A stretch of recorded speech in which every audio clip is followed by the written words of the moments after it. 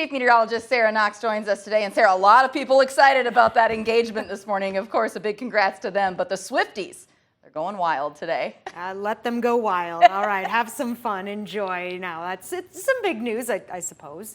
Big news for some. So enjoy that happy news.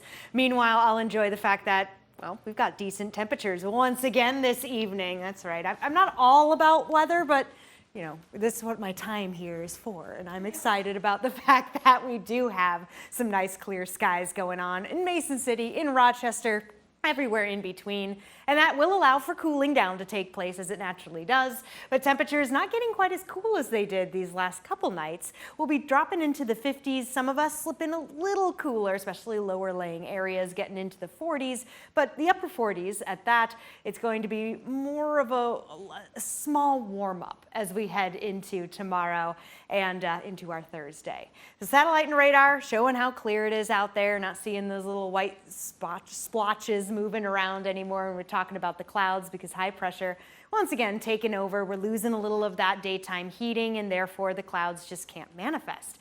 There's plenty of cloud cover to see a little further on to the west. That's going to be held off right now for sure, as this high pressure is still slowly making its way further to the east. We generally have southern winds back in play, but they're on the lighter side, and that's one other reason why temperatures won't quite be going as cool as the 40s again tonight. Temperatures for many of us already in the 50s, but we still have some 60s on the board. Caledonia at 63. We saw Decorah just change, now sitting at 59, 55 in Charles City, Osage, Rochester. So temperatures, again, very comfortable for popping open the windows. I'll be watching those fairly closely, though, as they start to match up a bit more with the dew points, which for all of us, okay, most of us, back into the 50s. And that's what I'll be keeping this close eye on, because as the dew points go up, it means humidity is back in play, and we're going back up.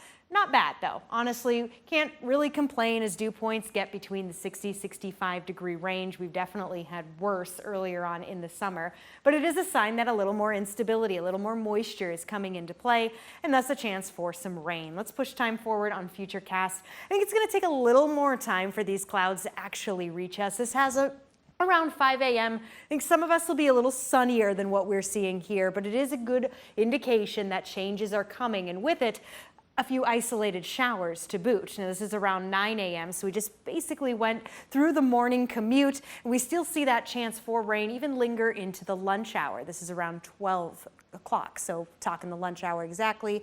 Not expecting a ton when it comes to storm activity, but rain chances, they remain possible, kind of sprinkled throughout the day with some pockets of heavier rain possible as we enter into the afternoon. Again, no threat for severe weather, so it's good to keep in mind, especially around pickup time for kids headed to the bus stop tomorrow. So a little bit of a warmer start, but there is that chance for on and off showers, spotty T-storms, as it says right there, before we do ultimately cool back down a smidge and dry back out as we head into the weekend. Cammie.